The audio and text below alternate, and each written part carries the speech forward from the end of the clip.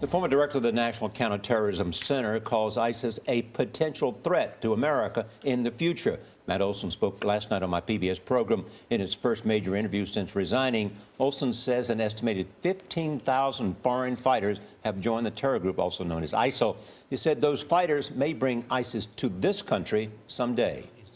In the United States, we don't see an operational presence by ISIL. We do know that earlier this year, the head of ISIL said that conflict with the United States was inevitable and saw us as a strategic enemy. That was a public statement that ISIL made.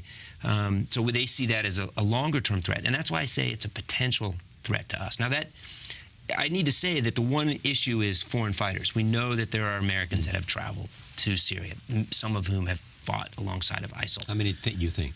Well, our estimate right now, we would over 100 Americans have traveled to Syria or sought to travel to Syria.